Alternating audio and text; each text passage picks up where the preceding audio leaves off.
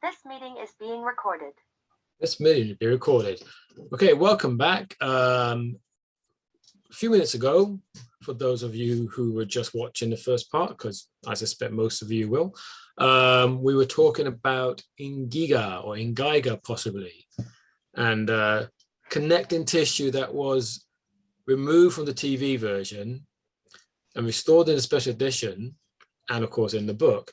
And as me and Tim were just discussing off camera, realistically, we probably haven't seen the original transmitted version since it came out on VHS, because as we'd forgotten, the 4-part VHS version also had additional stuff. So we would have chucked our recorded off-air copy away probably, or recorded over it, and hadn't watched that. So I suspect the VHS came out in about 91. 91. Would have Yes, been, indeed. yeah. So literally, we haven't watched the original transmitted version until this week since 1991. Yeah. Isn't that crazy? I mean, that was I know. It's nuts. And it's 21 years ago. It's mad how well I remembered it as well. Yeah, I was only 10 then. Yeah? No. No. No, not quite. No, that would have been 18, 19. Indeed, big sigh. So, yes. Big sigh. Hey, we all got to get older. What can we do? What can we do? Okay, so back to the Wolves of Fenric, as originally was called. Yeah. Actually, originally it was called Wolf Time. I remember in Doctor Who magazine when it first got announced, it was called Wolf Time. All right. And Battlefield was called Storm over Avalon. Yes. Yeah. And for a little while, Survival was called Cat Flap. Cat Flap, yeah. And for a very little while, Ghostlight was called the Bestiary. The Bestiary, yeah. I remember those as well. And they've all been changed since then. They've all been changed. Question, actually, just to talk about writing of our own for a brief moment, for those who want to talk about that. Have we ever changed the titles of our own work before publication? There was the short story that I wrote for the Laughing Gnome, Havoc Files Laughing Gnome collection. Oh, what was it called? I do remember asking you to change it. Yeah, it was Ghosts of the Giran, and but the second story that had already been written had ghosts in the title, I think you said, so we made it Spectre of the Oh yeah, Giran. because the second one was Ghost Note, which was Draper's story, and then you changed yours to because I liked the alliteration and get Ghosts of the Giran.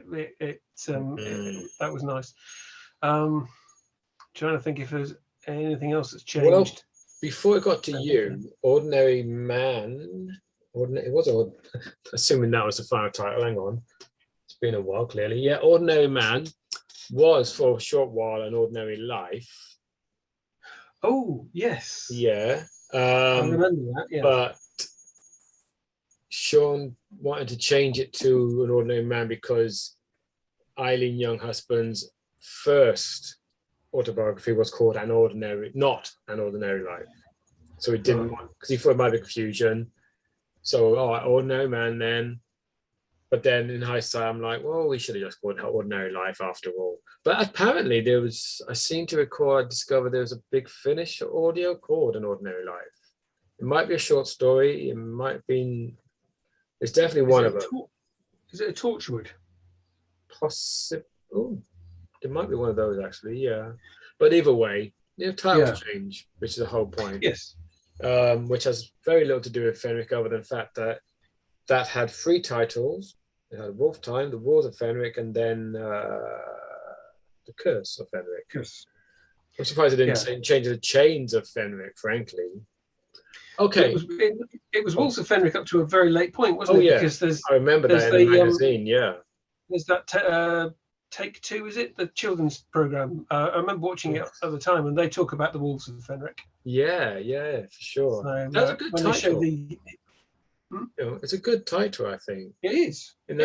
I would say it kind of fits better because just by the nature of what curses mean, it's to almost esoteric, I suppose, for a Doctor Who story, which obviously all magic, there's science behind, but Curse is a bit too superstitious, I suppose, for Doctor Who in a manner of speaking. But then again, Curse of Peladon, and I'm sure there's others, the Curse of Fatal Death, which, you know, that brilliant canonical story. Yes, indeed. Okay, back to Fenric specifically. Kathleen Dudman. Okay. I'm of the opinion, I mean, looking back, it's a bit of a cliche and kind of obvious, but then hindsight's amazing. But I will maintain at the time of watching it, because I was about the target age, you know, I was 16, or, you know, I was the age that I think Doctor Who was aimed at. I didn't pick it up. I mean, it's brilliantly done. It's absolutely there from the off. But I certainly didn't click that it was actually Ace's grandmother. And it took me a while, and even today, a lot of people maintain, and I'm definitely not one of these, that when Ace sends off personal pronouns, make sure you use the name when it's more than one of the same. Ace, sends off her future grandmother to some people 13 Old Terrace. Yeah, in Streatham. Yeah. Some people maintain she's actually sending her to her paternal grandmother's house. I've never read it that way. I always assumed that she's actually sending her to where she will end up living and meeting the man she'll end up marrying, presumably. Yeah, that makes no sense at all. Yeah, that was when I heard that, I'm like, what? No. When she says my grandmother lives at 13 Old Terrace, in Ace's time, that's where she lived. Yeah. You know, so because she Ace sent her to the house. But it does make me wonder. It's like, okay, I like the cemetery of it. That Ace is basically creating her own future, because that's what Fenric says. You basically create your own future. And that's the whole wonderful paradox. But you've got to wonder, because as a writer, I do this. I mean, you know, we've had these discussions many a time on various stuff that we've worked on. It's like, okay, we still have to look beyond the text of, we're setting up something for that happens off screen as we're off page. But in this case, if she's sending her to her grand's future house, presumably, somebody must live there already. Yeah. And as her grand's name was Dudman throughout Aces, well, I assume actually maybe not Dudman. Because no, she I don't didn't think recognize the name, did she? She didn't recognize the name. Which does, of course, suggest that her gran, Kathleen, ended up marrying somebody else. And presumably that's who lives at that house. That's what I've always assumed as well, yeah, because otherwise there's two. Because Ace certainly doesn't know anything about her grandfather dying in the war. No. Well, I assume she doesn't. She just didn't put the bits together. But and that would have, I think it's almost certain she'd have known what her grandmother's name was. Yeah, her first name. First name. The baby has her mother's name. If Dudman had still been her grandmother's name when Ace was little and growing up, then there would have been too much. She would have been Kathleen Dudman. She would have just thought, Then that would have made Ace out to be a lot less. Well, yeah, because she wouldn't have put together. She wouldn't have put together Kathleen Dudman, connection of Audrey Dudman. Yeah. So, hang on. Yeah, even if she did, you know, it's the sort of thing she would have gone to the doctor and said, is there any chance that's my because Ace is not stupid. Back there. I mean, don't get me wrong, she's emotionally compromised throughout the story, pretty much. And actually by the doctor from literally their first scene. But I'll get back to that in a minute, because that's entirely down to the actors, but absolutely feeds into it. So you could argue that she's not thinking that straight anyway, especially when she hears that name. But again, still, she's a smart girl, always was. You know, that's kind of the whole point, isn't it? That scene where she discovers the baby's name. One thing that struck me as I've watched all of Ace's stories, actually, as I've got older, is I don't remember it being quite so standing out quite so much at the time. Is the way that Ace just suddenly changes oh no, it's my mum's name. I hate it. Gives the baby back unceremoniously, That's moves horrible, away. isn't it? I saw that earlier. I'm like, that's terrible. Poor Kathleen. Even Kathleen's like, it is. But also, if I was Kathleen, if Kathleen's character, having experienced that, you wouldn't let Ace go near the baby again. No, you would be like, oh, hi, Ace. No, I thought that too. I was like, especially when Ace comes back, oh, I just put it down. Oh, sorry, you should have told me. And I'm like, no, you've already told. Get right off, please. Yeah, you've told Kathleen, you've told the girls, you've told the audience that you dislike the baby. So why then have you come back to check on the baby? And then why then in episode 4 is the baby suddenly the most important thing to you? And well, I suppose that's the whole complication of Ace, isn't it? The end of it does say all that she loved the baby, but she still hates her mum. Yeah. She managed, some emotional level, she was able to disconnect the two. But it's a shame that we didn't see her take that journey, and potentially the journey wouldn't have been there to have taken if she hadn't been quite so aggressive in the first place. If it had been more of a disappointment than an immediate hate.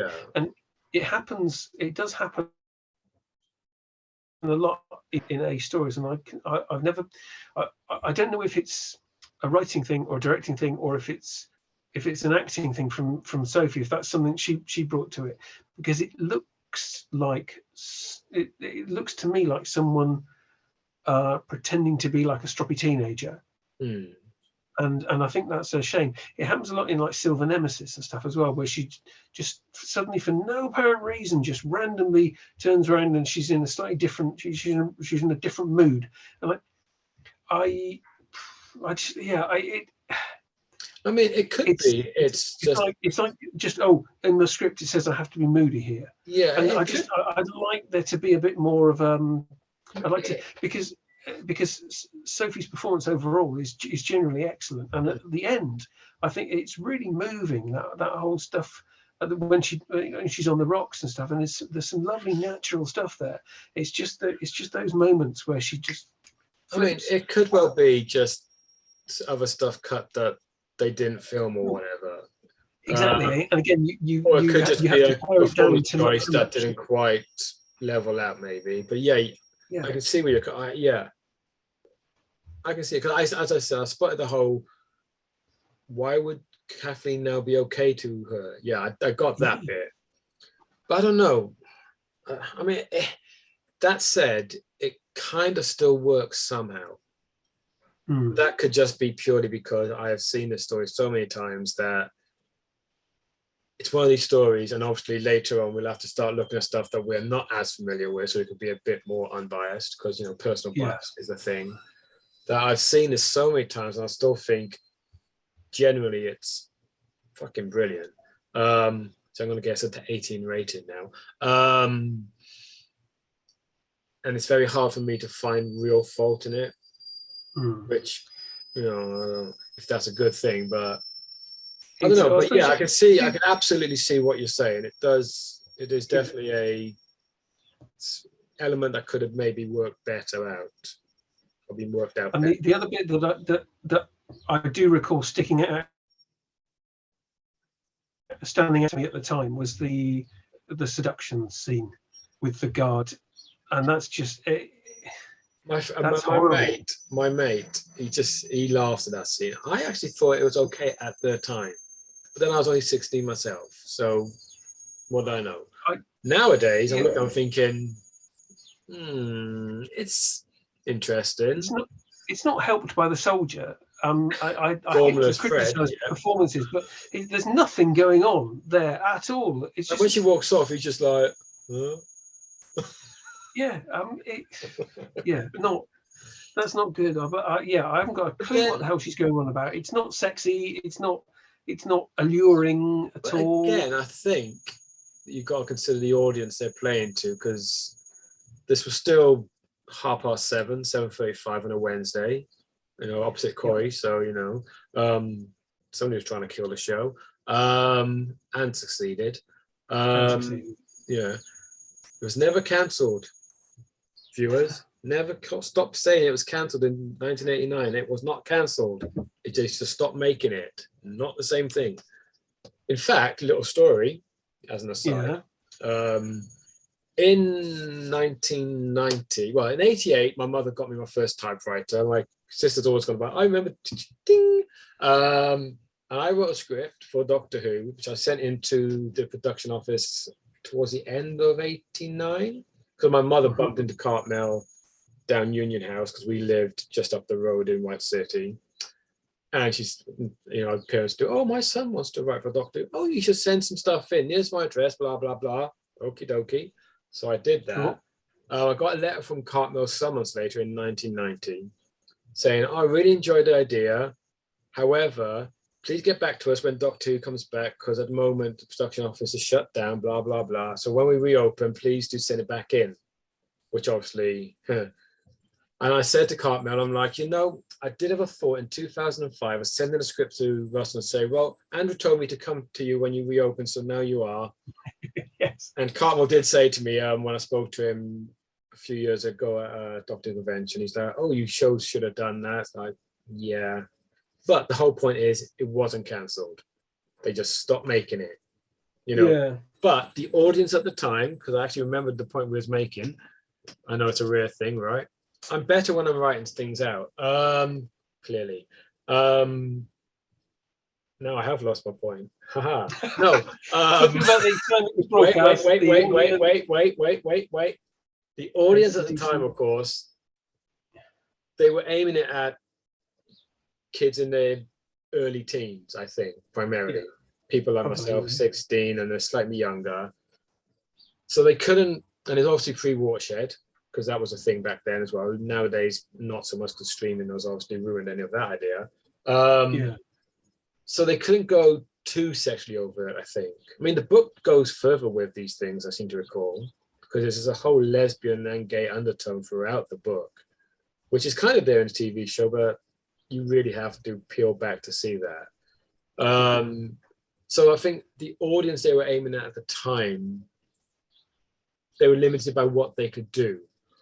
Or, and it's possible, it could just be that was Ian Briggs's experience of seduction. Could be. I don't know. I wasn't in Ian Briggs's shoes back in 18. I don't know. But I suspect it was an audience thing. Yeah, it's awful. There's that moment, and there's Ace climbing down or up and down the rope ladder. And yeah, in the church, in the battle. Such a baby doll.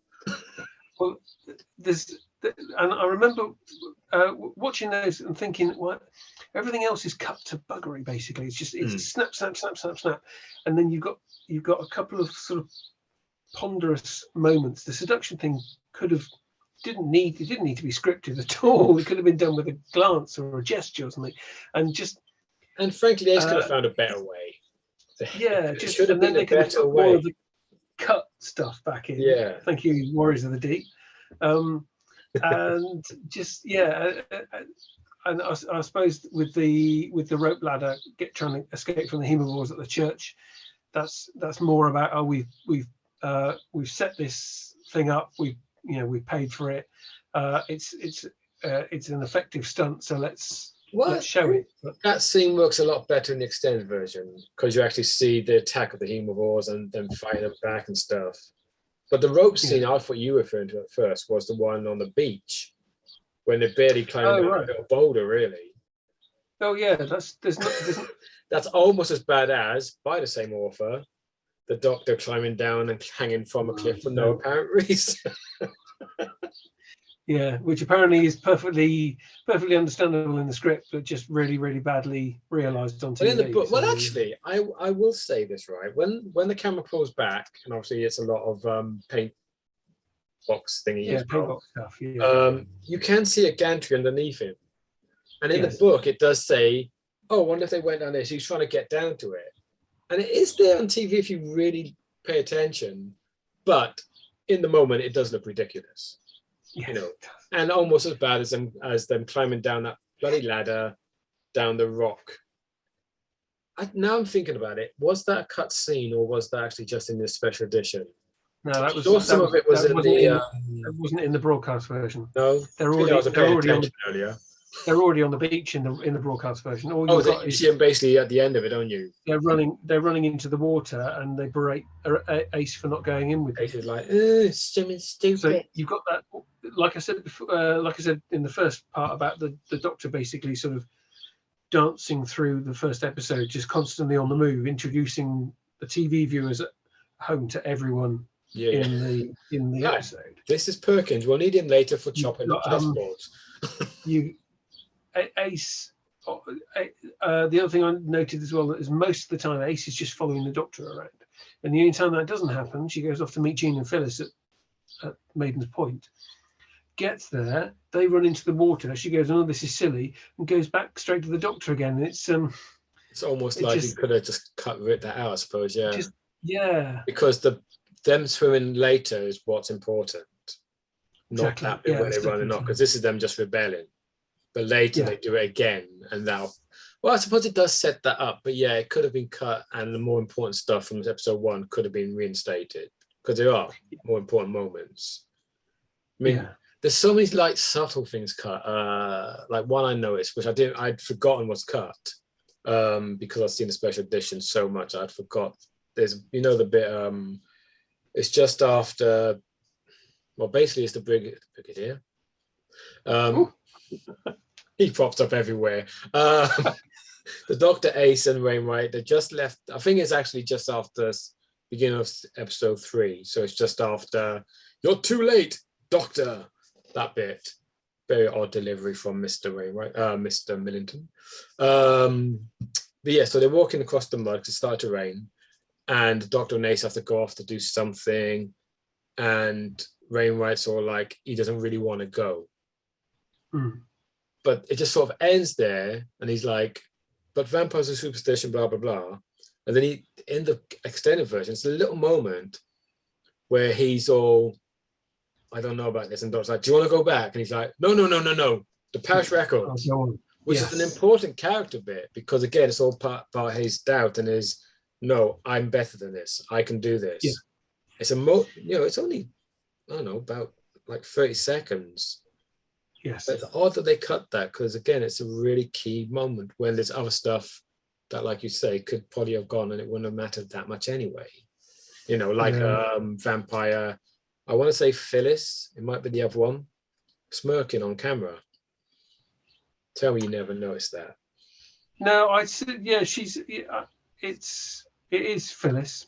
Yeah. And I noticed a lot. Slips, but she's just like, I'll just carry on. She's there with a bit of a grin on her face. And I'm thinking, can we pass that off as just as an amused vampire, or is she actually just pissing herself at because someone's just slipped up?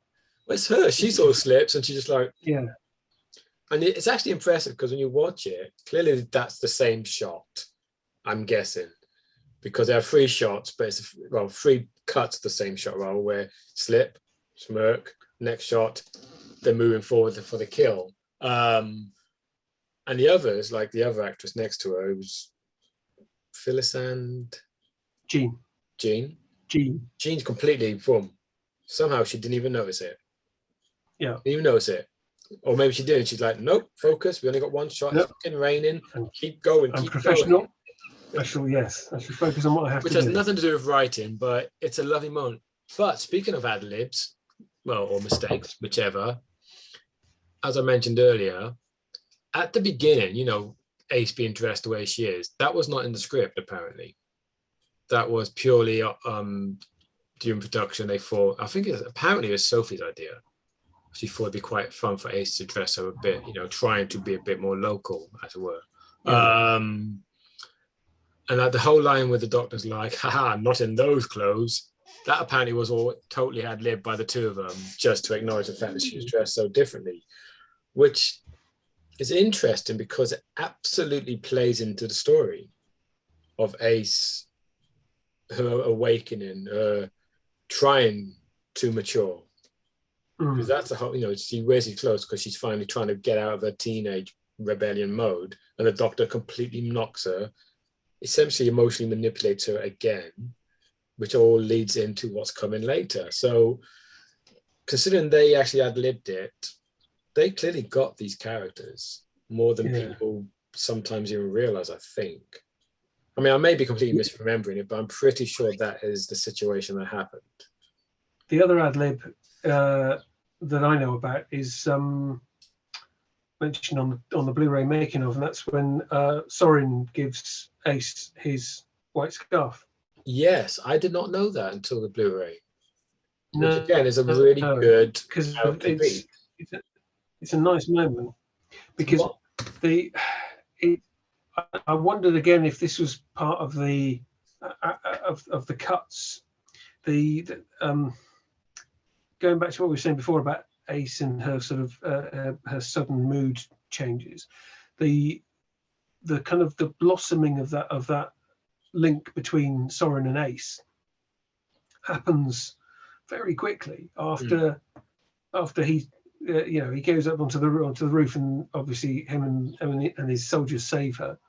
But the next scene where they're together, there's that sort of tender moment of two of them together, and it's watching it this time, I thought, oh, that's quite forward for considering they've only met briefly once on the beach and then got saved on the church. In some ways, I mean, it's in the script, which is definitely a good thing, because I'm sort of like comparing in my head to Invasion of Time, where it wasn't really in the script, but Louise and the one who played Andred, I forget now. I can't remember the actor's name at all, but Louise Jameson, this actor, yes, they obviously read the script, so they knew the whole thing was coming up at the end, and they throw the odd look, because there's nothing in the actual script, so they throw a few looks.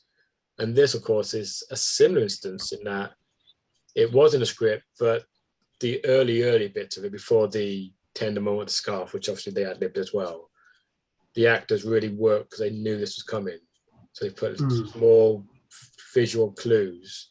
I mean, the scarf is a great one. The fact that it's ad-libbed just shows that they knew we just need a few more seeds before we get to that point later. What I actually like is the fact that he gives her the badge, the emblem and that. Yeah. And I remember at the time watching that, because originally that was meant, as I recall, originally Fenric was meant to have been the opening of the season. I seem to recall. Well, it was the first one that was filmed. Yeah, and I believe I have very distinct memories of Doctor Who magazine saying it was. I know they say now not, but I remember it could have just been the Doctor Who magazine listed wrong, but I do recall it meant to have been. But again, they may just been putting it in production order. But my point was going to be, he gives her the emblem, she pops on her jacket, and I was thinking, it's lucky there's only one story left, because it'd be terrible if she's wearing it in the previous stories. Like happened in the previous season with Flower Child's earring, because of course, Great Show was meant to be before Silver Nemesis. And I mean, it does make, I don't know about your shelves, but certainly mine, it's going to be annoying when the Blu-ray comes out. I always put Great Show before Silver Nemesis on my shelf, because it's the only way it makes sense. I've got them in broadcast order on the shelf down there, but when I watch them, I tend to watch Remembrance, Greatest Show, Happiness Patrol, Silver Nemesis, because that's the order that makes sense. Because the ending of Silver Nemesis is the perfect ending for a season. Yes. Well, that was the plan, wasn't it? They had to shift it around because the 23rd of November. They painted the TARDIS in Happiness Patrol. So and it's that same bright blue in Silver Nemesis. So so there's that continuity there. Greatest Show in the Galaxy is not a season closer. Carry on. Carry on. Do continue. Right. I'm just trying to think what else. What else I've made? I have now got them in the official order. Right. The Gambrell order. And on the box set, I will be shifting them about when it comes out on Blu-ray. I'm trying to think if really wind my mate up. My Anything you mate, had to say about Curse of oh Fenric? sorry, my mate. Whenever he comes over and sees the shelf, the way he's like, so he's gonna absolutely hate me now. Yeah. Oh, brilliant. Yeah. Sorry, Fenric. Yeah, just trying to think if there's anything 5 else I minutes, so let's get back to Fenric. had to say. What else can we say about Curse of Fenric? Anything, everything. There's just Oh, Commander Millington. Actually, Okay. Commander Millington.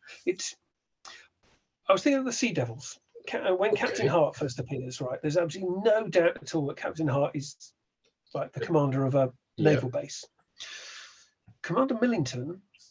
There's a lot of intensity there to Alfred Lynch's performance, but he spends so much of his time spouting the kind of Norse mythology stuff and all the kind of Fenric stuff. Mm-hmm. There's apart from the fact that he's dressed that way, there's not very much of him actively being a naval base. Oh no, and he's like, yeah, let them in, let them all run free, do what they want. I don't give a crap unless it impinges on my pet project.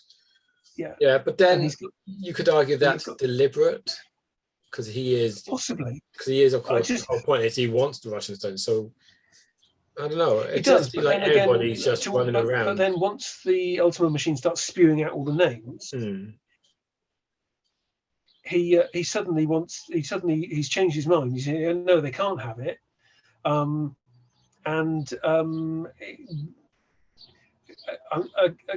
Again, I wondered if maybe there should have been a moment where he then you see him deciding, actually, no, I'm going to let this run its program. And tells his captain to not allow in the house guests or or whatever. I think I would have liked to have seen Millington being a little more of a naval commander than he was, because my worry is that he can come across as something of just a cipher. I get that. But as I say, it kind of works in the story for me because his entire point was he wanted these Russians in. He wanted, he also had conflict because he wanted them in to somehow steal the Ultimate Machine, which presumably in Ian Briggs's head was much smaller. Because how the freaking hell are they supposed to steal all that? Oh, just the bit in the middle. Oh, it's just a bit in the middle. Just a bit in the middle where the flask goes. The bit that the ancient Haemavor takes into the control room when he kills the Sorin Fenric guy at the end. Yeah, he's carrying the Ultima machine with him. It looks like a bus conductor's ticket machine. I never noticed that. Yeah, when you watch it again, ancient Haemavor is carrying a bus conductor's ticket machine, and he looks like he's presumably has a flask in the middle of it. Yeah. Never noticed that, and I've seen the story many times. That's crazy, but that makes sense. Yes. Okay, that's fine then. I'll see. Give them their due. They knew what they was doing. It may seem to be a few faults on the surface, but actually, it's like Ghostlight. There's so much more going on. I remember a review for Ghostlight actually, and it can apply to Fenric, I think. But I think this was in Doctor Who magazine, or it might have been TV Zone, because that was out at the time. That whoever reviewed it said this is Doctor Who for the video age, because obviously videos, commercial videos were very much coming into then, in so that it was designed to be rewatched to discover new stuff. Yeah. Which you could argue is true from a lot of Doctor Who, but certainly Ghostlight and season 26 in particular, there's an awful lot of layers going on where you can absolutely rewatch and go, I didn't spot that. Yeah. It's actually, I remember reading that too. Ghostlight's a good example of sometimes the cut material is not as interesting when it's put back in. Because I watched the extended version on the Blu-ray. Oh, I haven't watched that one yet. But it's all right. Most of it's just like meh. Yeah, they'd already cut all the material that most people claim they need to understand the story had already been cut either in or just before studio. Yeah, I yeah. think so. So the They've been important going stuff. through and saying, no, we've got far too much material here. Let's get But rid of even then, I never don't had a problem think. with Ghostlight. Yeah, I don't. Um, I nenever found Ghostlight hard to understand. Not that we're talking about Ghostlight. no, but with Curse of Fenric, I think it's clear at the end when you kind of look back on what's happening and you understand that the role of the Wolves of Fenric and how they've basically got very little in the way of self-will or self-control because they are fulfilling Fenric's plan. As we wrap up here, because we've got, hang on, we've got, not long at all, a few seconds apparently. But this will carry on anyway, because I don't know what they're talking about, because it always plays longer. What was I going to say? Oh yeah. Do you know, when you read my books, you'll never know this. I'm this absent-minded, because I'm very good when it comes to that stuff. Maybe I got too many plots in my head. I don't know. Maybe. Probably. I'm working on so many books at once. It probably is that. Hang on, what was I saying again? God, for God's sake. I'm joking this time. I was going to ask you, if you were to recommend Fenric to a newer viewer, or anybody who's watching this who hasn't seen it, because there may be some, we've probably given away a lot, but that's what you get for watching these things. Which would you recommend? Which version, now that there's 3 available on Blu-ray, assuming they buy the Blu-ray, or if they don't, what would you say is probably the best version to watch ultimately?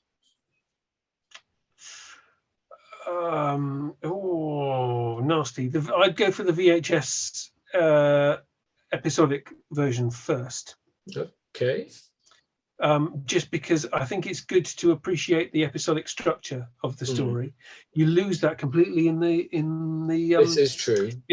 In the movie, the special edition movie length version. Yeah, and my one regret does keep of in that the in Giga big confrontation bit. So the key stuff is still my one regret with the movie length version, I did speak to Mark Ayres about this online years ago, is that the episode 3 cliffhanger is such a wonderful dramatic high point, but it's lost completely in the special edition. Play the contest again, Time Lord, and then they should have paused, cut to something else, and then gone back to that scene. It just carries instead on of allowing it to play it through, because it's but that's a personal thing. Because also, if I've got time to mention this quickly, when that was on, we'll find out. when it was first broadcast, it's season 20. It started in season 25 a little bit, but season 26, there were a couple of us at school who had expressed an interest in the program, and we started to talk about it. And I do remember very clearly after the cutting out now. You're talking, but I can't hear you now. Oh no, yes. Are you coming back again? Oh, there he is. Hang on. Of episode 3, Fenric, in school the next day, talking about the episode and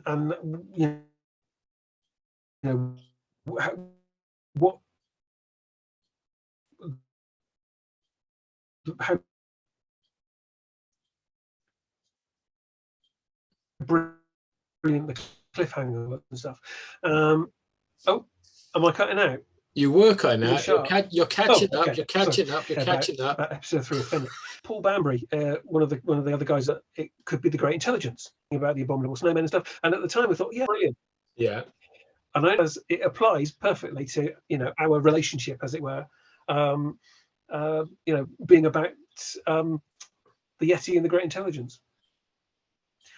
And it's interesting. I think what you're saying about losing the dramatic tension is important, because I know we've had this discussion when I've been going through certainly your books and other people's books, where sometimes the writers just sort of end a chapter on a scene and then carry on. Whereas I'm sure I've done it to you at least once, where I've said, no, let's bring that scene forward from the next chapter, cut that in half, so we've got a nice moment that people want to go, I want to see more.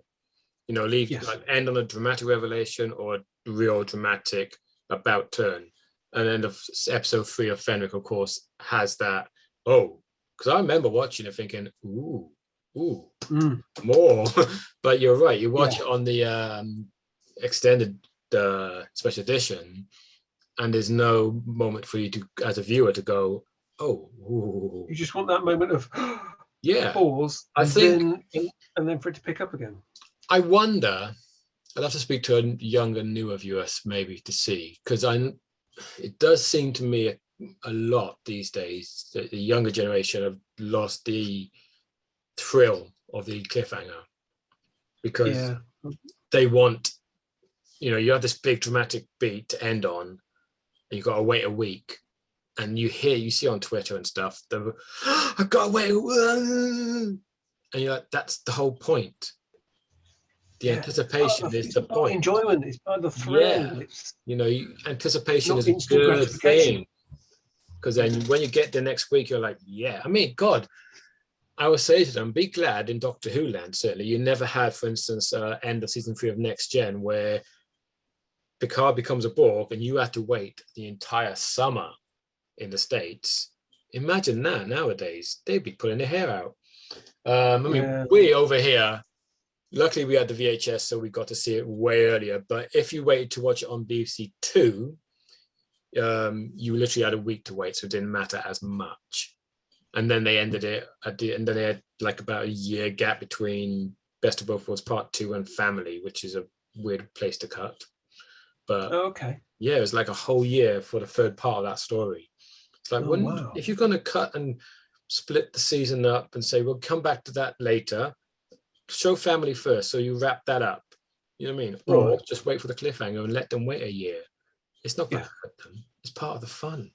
I mean, I love end of season cliffhangers, and we don't get them in Doctor Who land, certainly not. The only time I can recall us getting an end of season 1, or maybe 2 times actually, would be Name of the Doctor, which of course doesn't get resolved anyway, because we had a new idea in between that and that.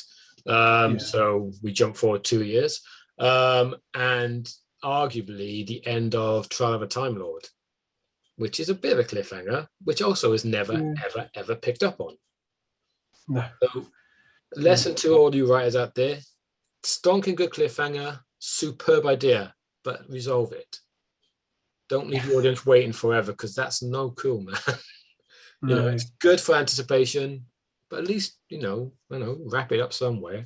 But anyway, speaking of wrapping it up, because that's a good segue, I can do them. Yes. Very smoothly done. We are now at the end of part 2. It could be that I'm going to put part 2 up a week later, because anticipation, right?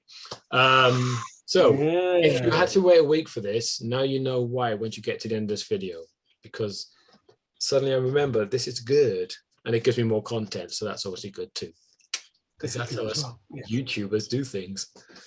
Not that I'm a YouTuber, but maybe one day. Anyway, Tim. Oh, me. God, can you imagine? Goodbye world. I'd be a great influence on people. Influence people to be just a little bit tougher sometimes, because that's not a bad thing.